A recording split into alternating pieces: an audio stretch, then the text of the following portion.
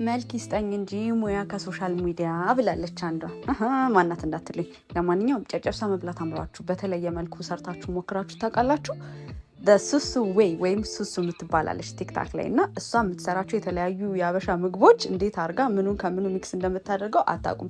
ለማንኛውም ዛሬ ፒንክ ጨጨብሳ ነው ለመስራት የፈለኩት። ስለዚህ ውሃ ውስጥ ትንሽ ጨው፣ ትንሽ ዘይት አለው። ዱቄቱን ቀላቅለውና ያው ማዋሃድ ነው የሚቀጥለው ማለት ነው። በቀጭኑ ነው ግን እኔ የምፈልገው ልስልስ ያለ እንዲሆንልኝ ማለት ነው። እዚህ የምታዩት ቀዩ ነገር ደግሞ ያው የፉድ ከለሪንግ ነው፣ ቀይ ማለት ነው። እሱን ያው ሚክስ ስታደርጉት ወደ ፒንክ ይለወጣል። ያው እያያችሁት ነው።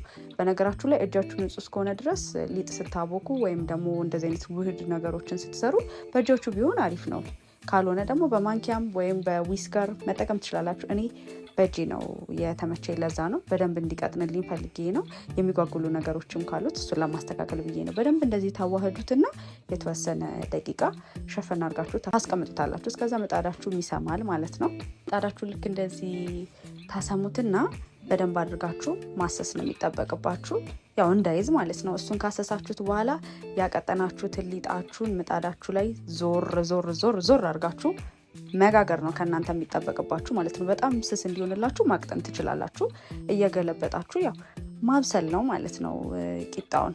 እንደዚህ አሁን ያ ሊጥ እንደዚህ ፒንክ የሚሆን ይመስል ነበር። ለማንኛውም እንደዚህ ልስልስ ያለች እየሆነች ይመጣል ቂጣው ማለት ነው። እንደሱ እያደረጋችሁ የምትፈልጉትን ያህል መጋገር ነው።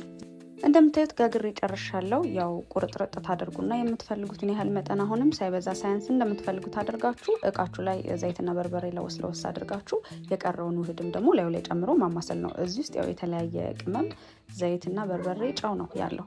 ስለዚህ መጨረሻ ላይ እንደዚህ እያዋህዳችሁ ለመብላት ማዘጋጀት ነው።